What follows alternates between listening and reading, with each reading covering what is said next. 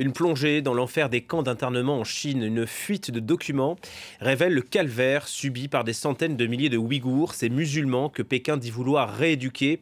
On y apprend par exemple les pratiques des bourreaux, le visage de quelques victimes, c'est une première.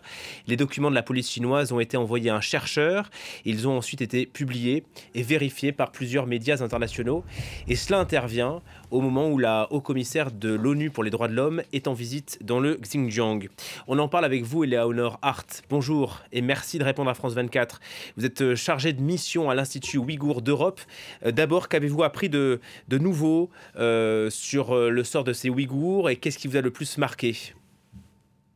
Ça a été avant tout une confirmation et des preuves en fait qui sont amenées compléter les témoignages des rescapés qui étaient en camp. Et donc ce qui est super important, c'est bon bien sûr, il y avait nombre de documents internes et des photos, des 5000 photos à peu près de personnes qui ont été détenues. Visiblement, il y a plus de 2000 personnes qui sont confirmées avoir été détenues en 2018 dans des camps.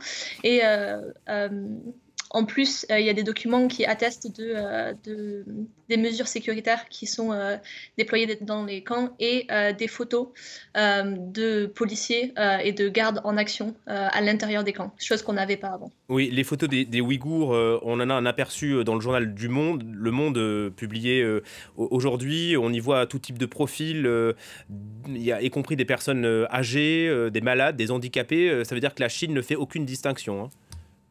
Oui, surtout des enfants. Il y a notamment 4 enfants qui ont moins de 18 ans qui sont vérifiés avoir été détenus dans ces camps. Hmm.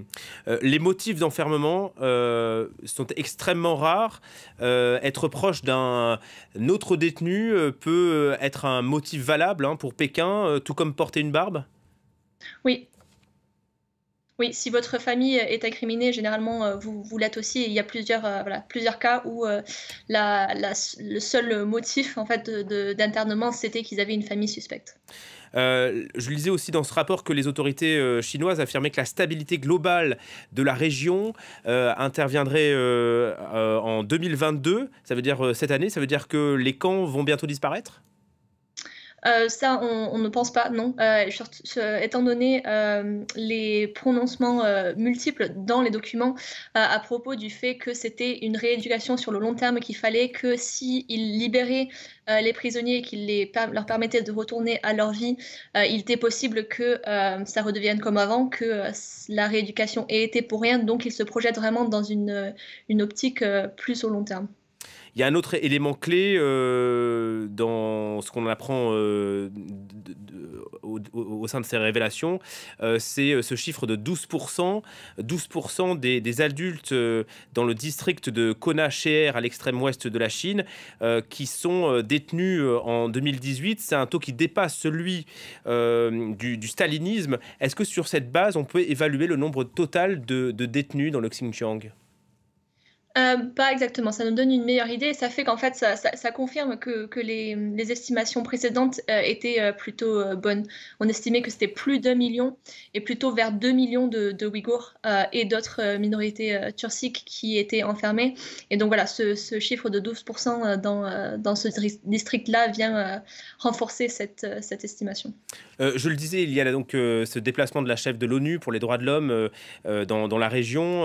Cette visite pose beaucoup de questions, notamment sur sa liberté de mouvement, de déplacement, de rencontre aussi.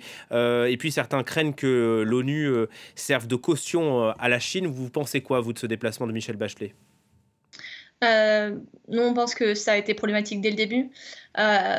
Toute son attitude en fait envers la question en région ouïghour a été problématique du moment où elle a commencé, du moment où elle a assumé ses fonctions. Elle n'a fait aucune publication au sujet des Ouïghours, aucun prononcement public. Ça fait plus de 6 mois qu'on attend le rapport onusien sur la question. Il a été promis en septembre, puis de nouveau en décembre. Et là, nous sommes bientôt en juin et il n'a toujours pas été publié. On lui a demandé de rencontrer des rescapés des camps avant de partir, chose qu'elle n'a pas faite.